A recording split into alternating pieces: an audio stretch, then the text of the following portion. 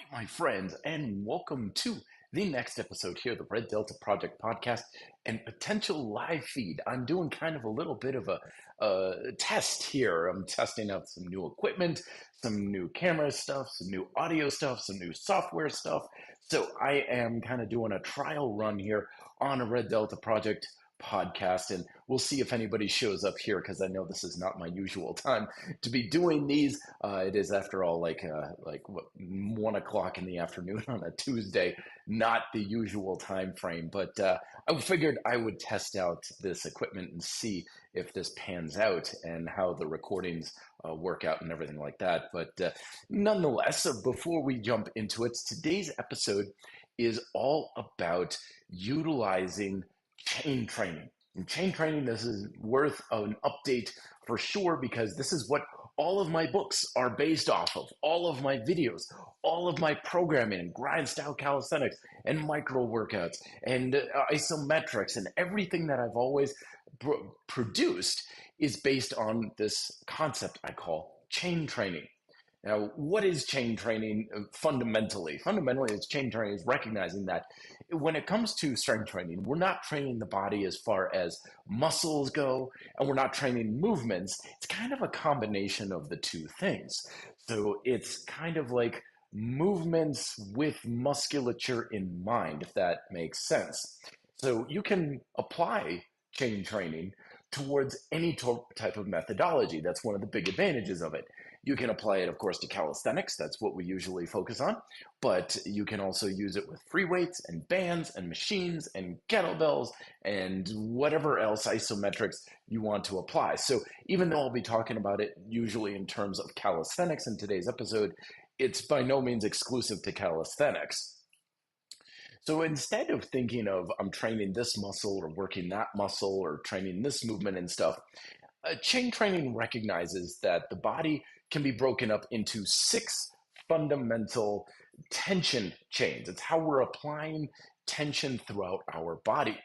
And there are 6 chains, and you can break these up into 2 subgroups. There's movement chains and there are support chains. Now, the movement chains are where you're going to make the bulk of your efforts for building up your physique. If you're like, I just want to get stronger and I want to build up some muscle mass and stuff, that's where your movement chains come into play. And the 3 movement tension chains are push, pull, and squat. That's why I wrote the ebook on it, Push, Pull, Squat, because tension chains about these movement patterns are going to involve moving and utilizing the most musculature. They're going to involve some of the most holistic strength, and they're going to be some of the most efficient. And that's one of the great things about chain training, is that it's going to greatly simplify your workouts and make them a lot more time efficient as far as your programming goes. So the movement chains, push, pull, squat. Push chain is anything where you are actively engaging your muscles to push your hands away from your torso. So this involves your chest, your shoulders, and your triceps primarily, but also to some degree your extensors in your forearm. So common examples of exercises that would be push chain exercises would be push-ups, bench press, machine press, dumbbell bench press, band press, dips, overhead press, and so on. So anything that's pushing your hands away, that's push chain. Pull chain is the opposite. That's where you are bringing your hands closer to your torso. Pull-ups, rows, cable rows, bent over rows, machine rows, anything where you're pulling your hands closer towards you, that is, or applying that force in that direction, that is your pull chain. And that's all of your back, particularly your back of your shoulders as well, your grip muscles, and your biceps. And then you have your squat chain, as I call it. The squat chain is aka your legs, the lower body. And this applies towards any type of movement pattern where your hip is getting closer to your heel and then further apart. So lunges, squats, obviously all squatting variations, leg press and hack squat and so on. That's your squat chain. And again, if you're looking to make the most progress as far as building up your body and muscle and strength and stuff, that's where you're going to get the majority of your progress, is your movement chains. Then you have your support chains. And support chains are sort of like the glue that keeps your movement chains together. It's what gets your body moving as a cohesive unit. And these also coincide with your anatomical chains that are often referred to in classic exercise nomenclature, where you have your flexion chain, aka your anterior chain. This is all the muscles in the front of the body, but typically flexion chain is your classic core and abdominal exercises, because that's usually the musculature that feels it and gets the greatest stimulus. But that also includes your quads, the muscles in your shins, your hip flexors, and to even some degree, like the flexion in your neck and so on. Then on the other side, of course, you have your extension chain. This is also referred to as your posterior chain. And this is everything that's extending your body backwards. This is all your spinal erectors, to some degree, your lats, your quadratus lumborum and your lower back, your hips extension, like your glutes, your hamstrings, and so on. And then, of course, you have your lateral chains. The lateral chain is technically a little bit different because its musculature is already muscle that we already work. You're already working all of the muscle in your lateral chain with all the other stuff that you're doing, but it uses it as a cohesive unit along your side. And this is all the muscles along the lateral side of your spine, your lats, the sides of your shoulders, of course, your lateral hips, the lateral part of your quads, and your hamstrings, and so on. So what are some of the exercises for this? Well, flexion chain is typically any of your classic abdominal exercises, sit-ups, leg raises, planks, yada, yada. Extension chain is anything where you're extending your body, bridges, GHD, hip extension, kettlebell swings, deadlifts, power cleans, and so on. And then your lateral chain is typically anything that's supporting you sideways. So we have side planks, human flags, but also twisting exercises as well. So anything with a rotation like band chops or throwing something sideways like a medicine ball and stuff, that's also lateral chain that's happening. So why am I bringing this to your attention? Well, the basic premise here is that chain training teaches us several things. The first of which is that fundamentally, most of the time, we get a lot of confusion and we get lost in the weeds a lot with different exercises, where it's like, I do this exercise, I do that exercise, and stuff. And a lot of times we assume that our success in strength training and developing our body depends on the exercises that we do. But the exercise you do is actually much more of a superficial sort of thing. It's not about the exercise you do. It's about the tension chains that you're working and how effectively you're working them. So whether or not you're using bands or free weights or doing pull-ups versus lat pull-downs, or whether or not you're using an overhand grip or an underhand grip or neutral grip and stuff, that stuff, it's not unimportant. But basically what you're doing is you're changing like the flavor of the exercise, as I like to call it. It is changing it to some degree. So you want to base things a little bit on like what works best for you and what equipment you have available, or what just your personal preferences are, whatever helps you achieve that personal alignment. But ultimately, your success doesn't really matter all that much on whether or not you're doing pull-ups versus lat pull-downs, on whether or not you're using free weights versus machines, and all these other sorts of things. There's superficial details that matter, but not all that much. If you can get a good amount of tension flowing through the entire chain, you're going to get roughly the same output and produce the same results, regardless of what kind of workout you're doing, regardless of what equipment you're using, and regardless of what exercise you're doing. And so this greatly simplifies our strength training methods. It really boils things down to these 6 tension chains. Now, let's talk exercises as far as, well, how would we program this? Well, ultimately, like I said, if you want to focus on building up your musculature, then you want to kind of focus on the movement chains, push, pull, squat. How many exercises? Well, typically I find that 2 basic whole compound movements per chain is usually a pretty good amount for most people. Of course, the minimum that you need is just 1, because if you don't have 1, you don't have any there, of course. But typically 2 for each one works pretty good. So for example, you might do something of a vertical pulling, like pull-ups, and then rows. Or you might do push-ups and then like dips or overhead press. And then for the lower body, maybe squats and lunges and so forth. That'll cover a lot of ground. That will really make a lot of difference in just that. And I know that doesn't sound like a lot, and it's not supposed to be, because ultimately your ability to get the results you want doesn't depend on how much work you do, it's how well you're using your body. And that's ultimately what chain training is about, is thinking about and using your body better. We have our first comment here. Fantastic. Let me see if I can't do anything with this. Again, I'm trying out some new software and things. That doesn't pop it up or anything. Let me see. No, that doesn't. All right, so I'll just read straight on out. Neil is coming on saying, hey, Matt, longevity wise, we'll all want to stay fit and lift beyond our senior years without those aches in our joints. Your thoughts about that effort, failure, and 2 to 3 reps in reserve for growth. So this is something that comes up quite a bit that I address when it comes to working out to a high fatigue. I always talk about, if we're working, especially for trying to build muscle, we want to really work to high fatigue. We want to feel like we're smoking the muscle. Now, reps in reserve is a concept of saving a couple of repetitions as opposed to, going to failure. But in all honesty, in my experience, failure is far more of a subjective concept than most people realize. Usually when we think about lifting to failure, it's like we keep doing the exercise until the muscle essentially gives out or can't do the exercise anymore, and we hit a solid, objective, definitive wall, and that's failure, right? However, there's a lot of different reasons why that wall may be there.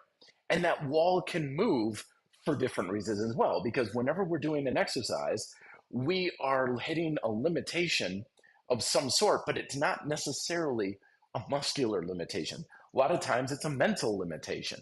We're just not willing to push ourselves hard enough. It's a mental limitation. We're losing concentration.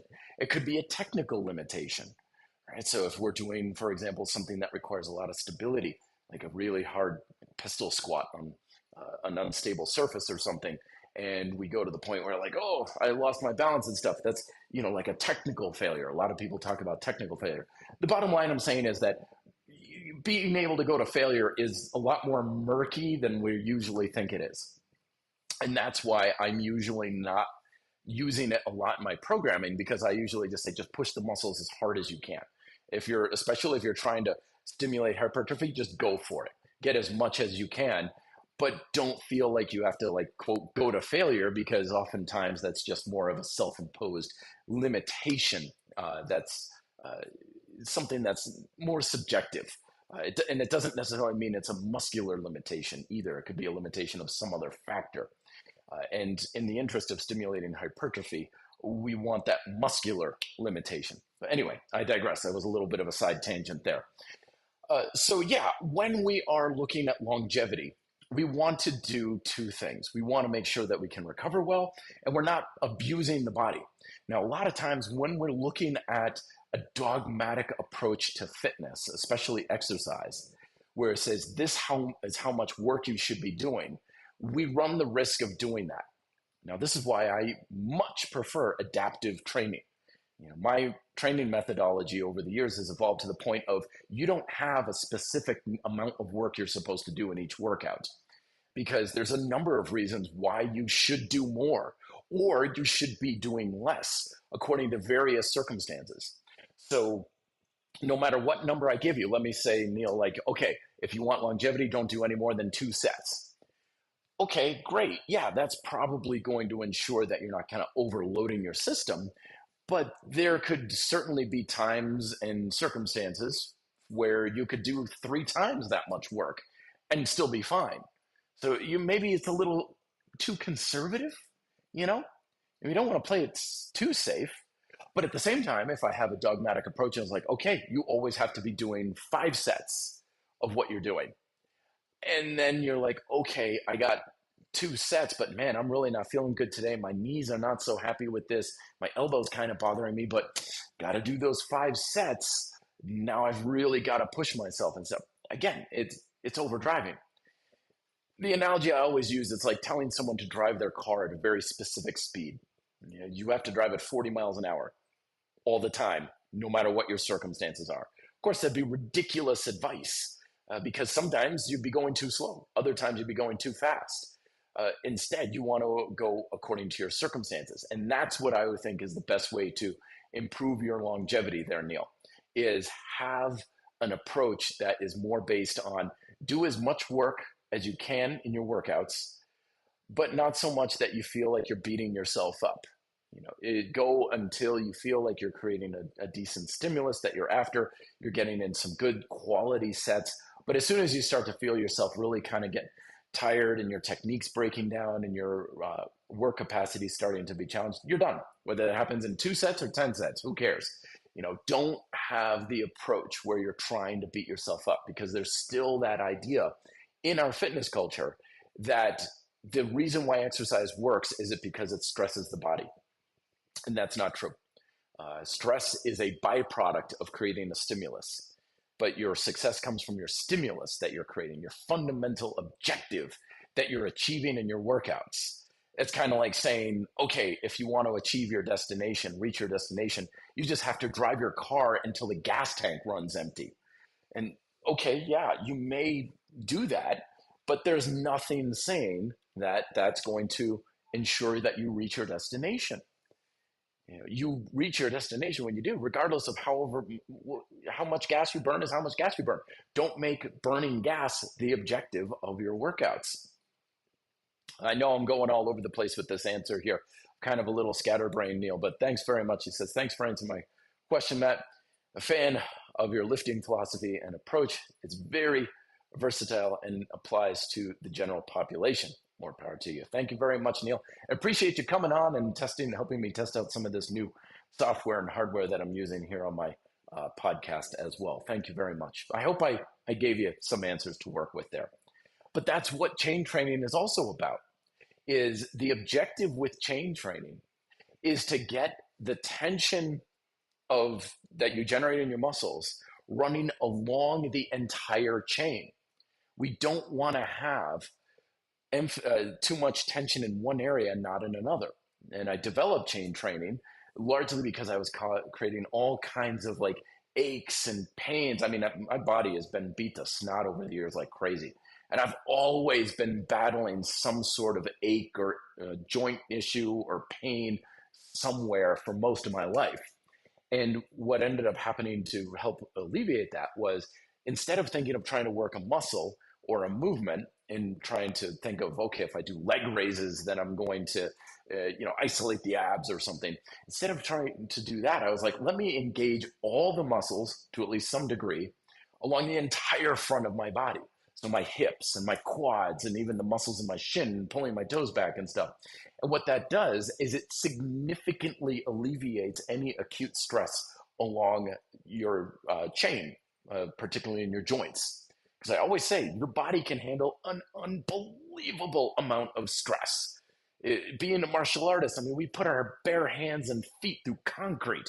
I've crashed my mountain bike going 30 miles an hour before without a scratch on me, because your body can handle a lot of stress and be fine as long as the forces applied onto that body are going through your body, not into it.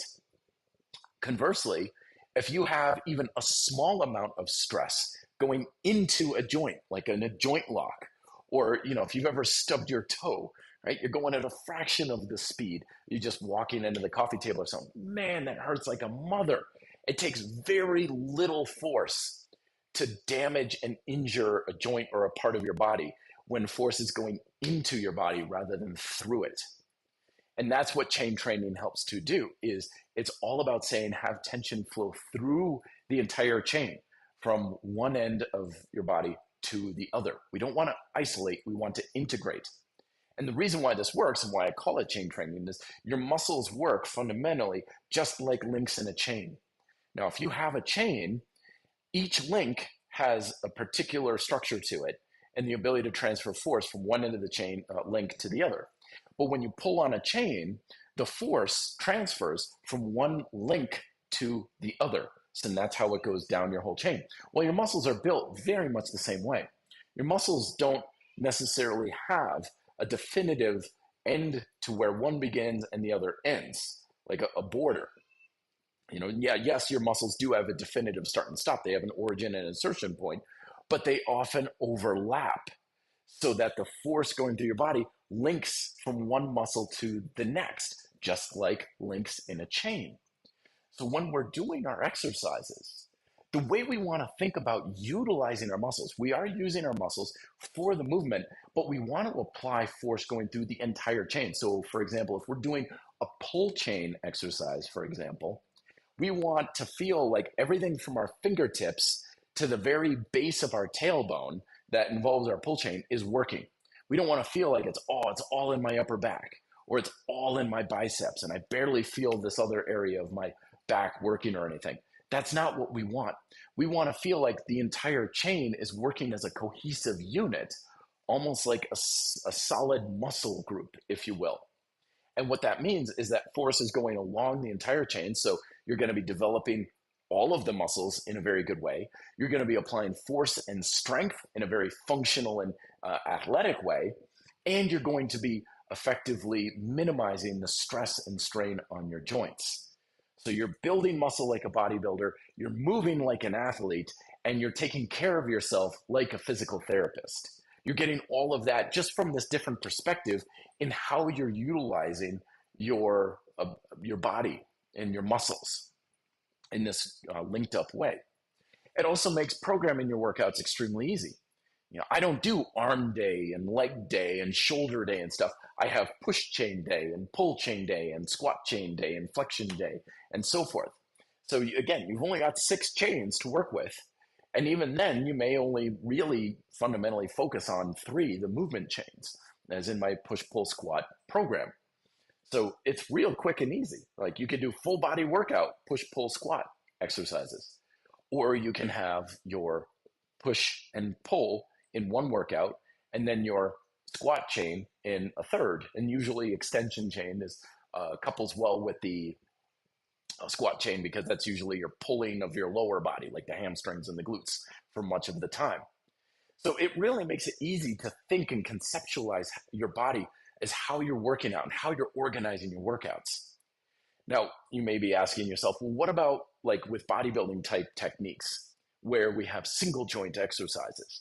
Because a lot of times working with a full chain means that you are doing compound movements primarily. It says chain training only apply to compound movements. And the answer to that is, of course not. You can certainly apply chain training with single joint movements, but again, you've got to be very precise in your application. So for example, if I'm doing my pull chain, biceps are a link in your pull chain. I'm doing bicep curls. Now, yes, that is a bicep exercise, and it is a pull chain exercise. Only now what you're doing is you're just emphasizing one of the, quote, links in the chain, your biceps. But you do want to make sure you are utilizing all of the other links or muscles in the chain. So my back is still engaged. I'm still keeping my lats on. I'm still utilizing my grip. I'm still using the back of my shoulders and my upper back and my traps and all that. All the muscles that you would use with classic pull chain exercises, I'm still using with bicep curls. Again, of whatever methodology you want to apply, dumbbells, barbell, calisthenics, suspension straps, whatever. It's still chain training. And you don't want to isolate, you want to integrate, meaning that yes, you're really putting a lot of work in your biceps, but you're not creating bicep isolation, you're creating bicep emphasis. And this is particularly important to understand because again, we apply force through the body through having it go through your various links, right? Now, your nervous system is built in such a way that your ability to apply tension in the muscles, because that's ultimately what does supply tension to your muscles, is your nervous system. It's not the exercise you do. The exercise is just the application. Your nervous system understands that if I want to put more tension in a muscle, that's going to be relative to the other supportive musculature around it. Which means if you really want to work your biceps, don't isolate them, include them with the other muscles in your pull chain.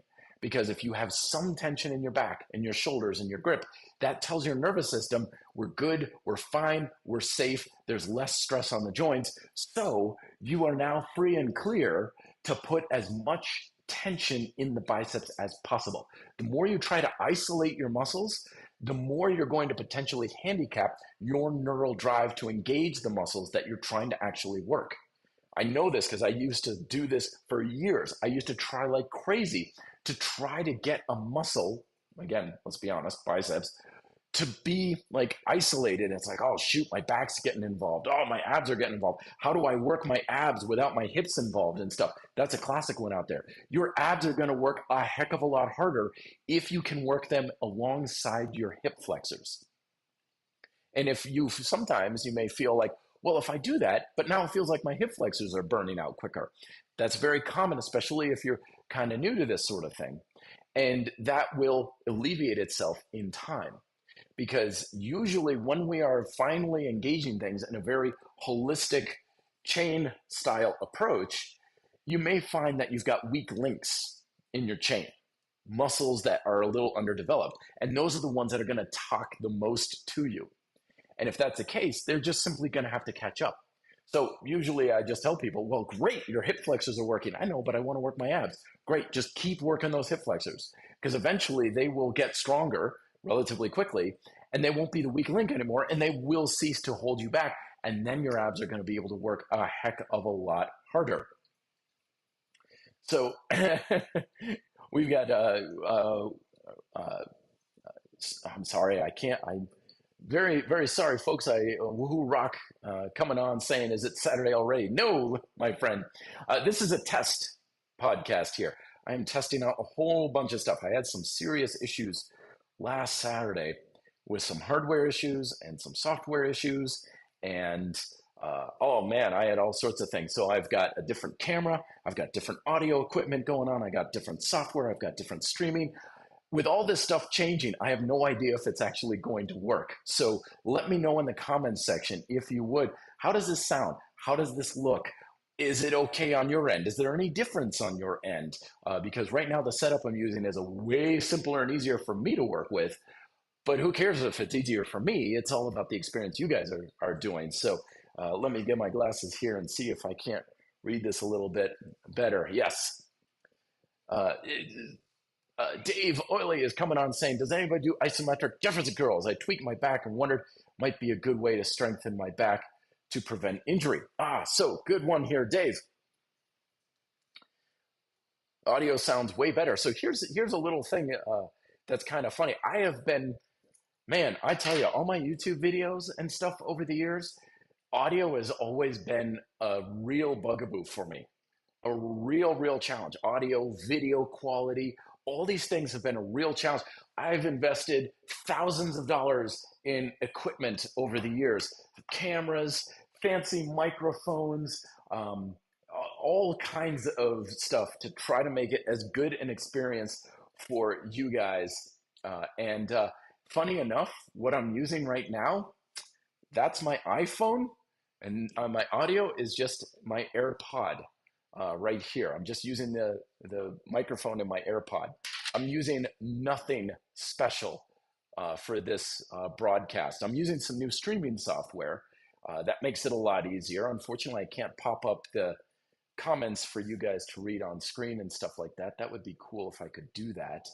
Let me see if there's a setting here. Let's see, participants. No, that doesn't do anything. Because I knew the things that I was doing beforehand. Let's see. Can I do anything here? Does that do anything? No. No, I guess not.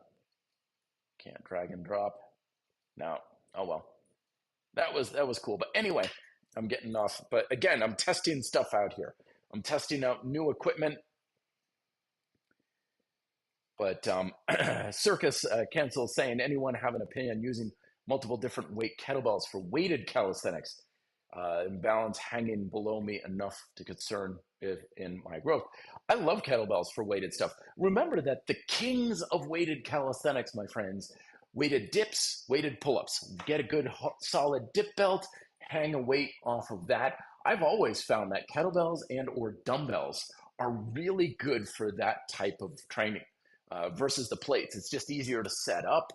It feels a little more compact as far as the shape of it goes. I can kind of wrap my legs around the dumbbell or the kettlebell a little bit, makes it feel a little bit more stable. I think it's fantastic there, Circus. Fantastic idea.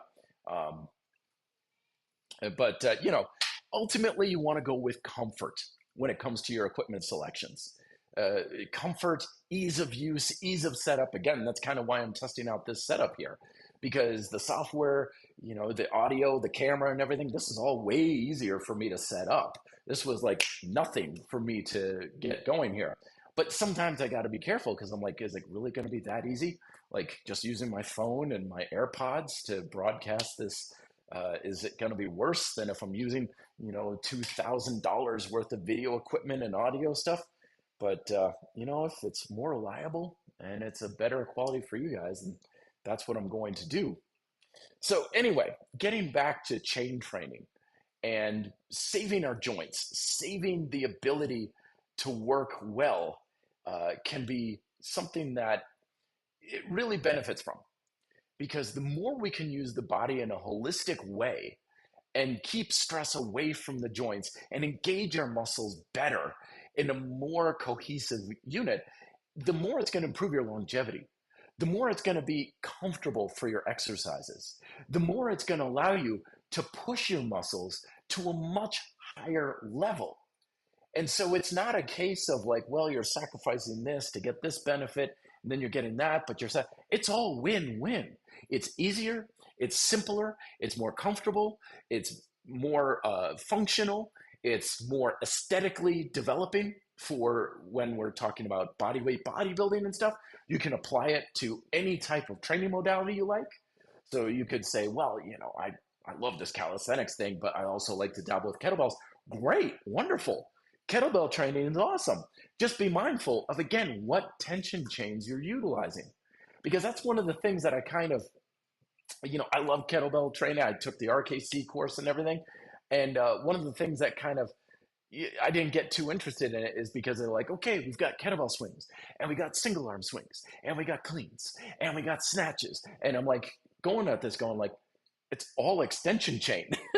Like it's all fundamentally using the body the same way. So yeah, sure, you've got different exercises and they've got their various little pros and cons and different progressions and things. It's fantastic, great, wonderful.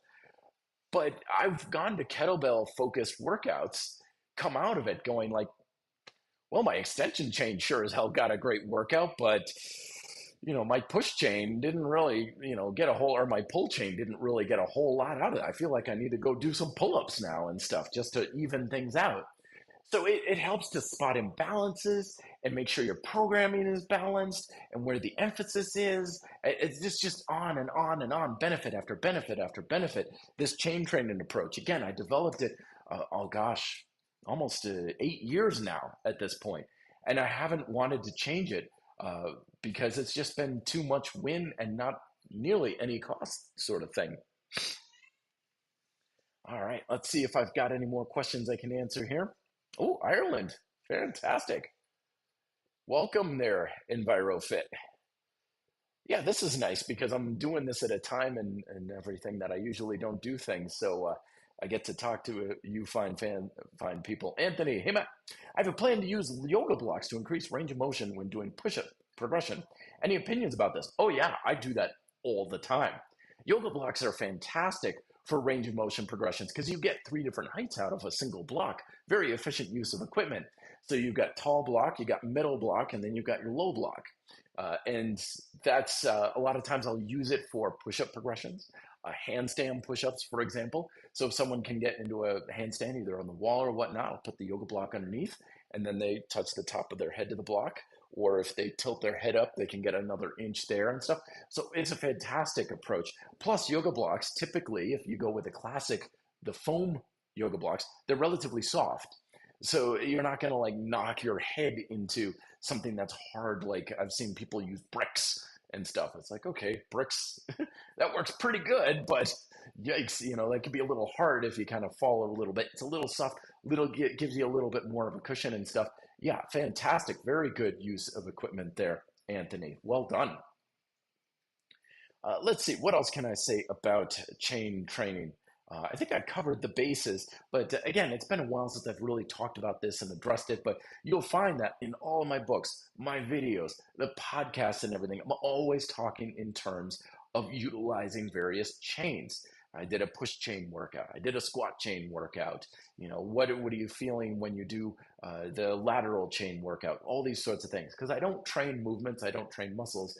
I train chains, the tension chains, and it just makes things simpler, basic, functional, more aesthetically ability to build things up. Body weight bodybuilding is all about tension chains. Any other approaches that I'm going to come out with, any new programs and stuff, all about the chain training and stuff approaches. So I wanted to make this video just in case someone is also asking, like, what do you mean by chain training and stuff? And I've got a couple of ebooks that are floating around there on the internet, but I mean, let's be honest, I wrote those things like 5, 6, 7, maybe even 8 years ago. It's time for a bit of an update to these sorts of things. So there we go. We've got that done and in the can, so to speak. So you guys can see this on my YouTube channel. Is it anywhere else? I wonder if anybody else is coming on from Facebook and things. Usually it's primarily just the ability to do things through YouTube here. But I wonder if I can't make this a little bit bigger.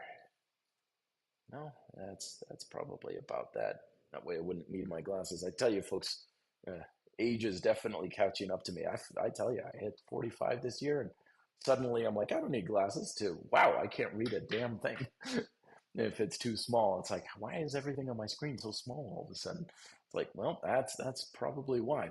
So anyway, I will bid you adieu. Get your questions in real quick, though, if you've got anything you want to ask. Oh, Anthony's from Indonesia. It's 2 a.m. right now. Dude, why are you not sleeping? Get your sleep, my friend. Get your rest. Holy smokes.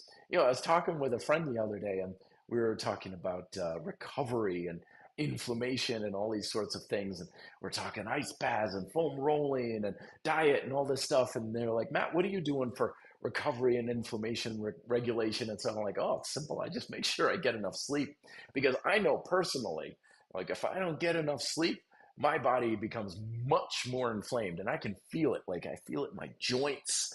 I feel a little bit more swollen, and not in a good way, and stuff, if I'm not getting enough sleep. But boy, if I get a good solid couple of weeks of really solid sleep, everything is on point, and I'm managing things a lot better.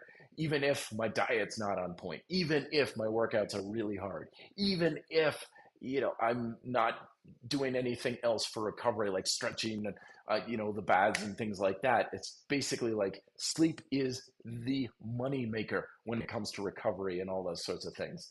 So I don't know. You might be more of a night owl. Hey, Mariano is coming on. Hey, Matt, I'm recovering from hernia surgery. Ouch! And it's going to keep me out of strength training for a few months. So plan to stay active during the day at least. Oh, sorry to hear that, Mariano. Best of luck with that recovery. And yeah, remember, folks, too, that a lot of times the benefits of strength training doesn't necessarily need to be a lot of resistance either. It's the movement pattern itself. So I know people would be like, okay, doing push-ups on the kitchen counter. Like, is this seriously doing anything? Believe me, it's doing a lot more than you think, because it's getting the movement through that tension chain. It's linking things up. It doesn't need to be a lot of resistance. So Mariano, you know your body better than I do, of course, but if you can get even the lightest bit of any type of just movement pattern training in, I promise you that goes a lot longer for maintaining your health and fitness than you think it does. Woodrock is saying, you gain that which you challenge. Absolutely. It's one of those things that is a principle of strength training. Is saying, Matt, your eyes can also be trained as well to regain eyesight. Did it multiple times as well to escape wearing glasses, focusing on distance objects on a regular basis. Something I've been trying around a little bit. I started doing that actually yesterday in Taekwondo, where I'm here in my stance, and I'm like focusing on my fist, and then I focus on the far wall, back and forth. We'll see if it works. I've got a friend and a client who is an optometrist, and I was asking him about that, and he was very skeptical about it. But I figure it's such a simple training methodology, might as well give it a shot and see if I can get any benefit from it, or at least kind of stave things off a little. Uh, Carson Hedgeguard saying, "Hey Matt, do you do anything for increasing VO2?" Just basic cardio stuff. I'm not a cardio guy. I used to be a cardio junkie back in college. I was a bike racer in college and stuff, and things that are challenging your cardio system do that. I still mountain bike quite a bit. There's a ride out here called Green Mountain. It's a very quick, just a 1 hour ride, but there's a couple of sections on it that will just pin my heart rate absolute maxed out. And I guess that does pretty good for that. As a martial artist in sparring, it does it pretty good. I know a lot of times people are like, dude, you got to pace yourself when you're sparring. Don't jump around so much. You got to pace yourself nice and easy. Don't gas out. And of course, me and my mindset is like, I'm going balls to the wall. I'm going crazy, kind of thing. So basically, any kind of cardiovascular type of demand. Basically, there's no such thing as cardio exercise. It's just any type of activity that causes a metabolic demand where our energy output is really, really high. That's a good way to increase your VO2. And it doesn't need to be something you do very long either. It can be something very quick and short. I mean, some of those little hills that I do on Green Mountain, I climb them in like 15, 20 seconds. But as long as you're pinning up that heart rate every once in a while with things like hill sprints, sled pushes, things like that work pretty good. Dave Fella is coming on. Hey, Matt, from England. It's good to see you.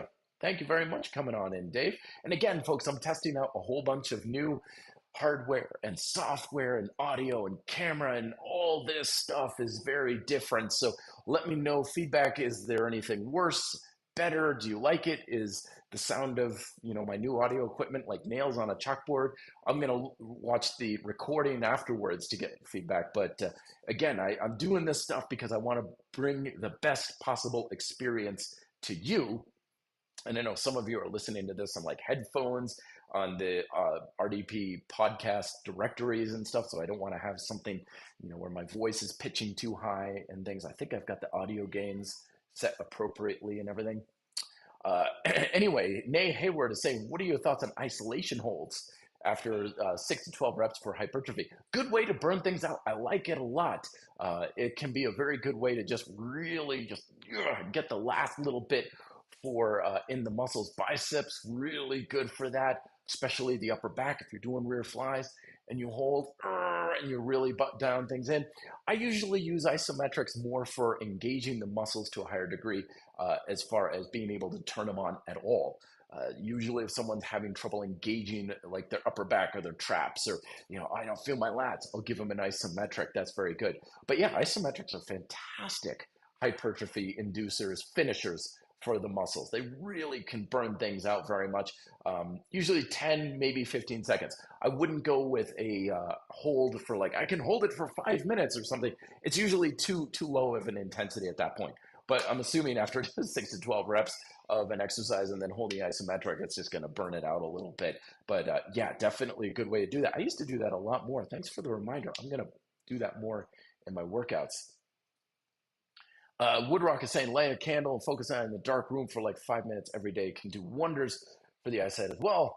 My whole day in front of the screen, so I did some experimenting as well. That's a good idea. I've got a candle actually burning right now in the other room. I will give that a try. And Carson saying, will it be okay to do a sissy squat? I've got a problem with the inner meniscus. That may be a thing to just try and see. Because a lot of times when people are like, oh, this exercise is bad for this joint, sissy squat's bad for the knees. You hear that all the time. Hell, I used to champion that idea myself until I realized what I was doing wrong. But usually when there's structural challenges and problems, like I've got a torn meniscus or something, that's a different story. Let pain be your guide with that. You may be able to get away with it more if you try different widths in your legs. So I would put the feet and the knees pretty close together versus wider apart. See if that makes a difference. But yeah, don't do things that hurt, of course. Dave is saying, hey, from England, I take it to combining strength workouts with cardio. i.e. 2 minute of rest between sets. The first minute doing jump rope strength progression is not a priority now. Yeah, that's a fantastic way of going about it. You don't have to have a dedicated strength workout and cardio workout. If you want to focus more on one or the other, it might make sense. But if you're kind of going for more of a GPP, general physical preparedness kind of deal, like just give me a bunch of everything, throw in the kitchen sink kind of stuff, then yeah, that stuff is fantastic. Works really well. Circuits are also just a good way of going about it. So if you have like 5 or 6 just strength exercises, but you run through it, not in a super hurried way, but if you're going through it in a fast pace, because again, cardio is just a metabolic demand. It's not a type of exercise. So as long as you're doing any type of exercise, including strength training, that creates a large energy output, it's going to create a very similar sort of stimulus for those cardiovascular conditioning things. Although a lot of times people will find that it's easier to just get that metabolic demand up and, more importantly, maintained through, as one coach once called it, cyclical conditioning. We're all like, cyclical conditioning, what's that? It's like, well, anything where your body's moving in a cyclical way.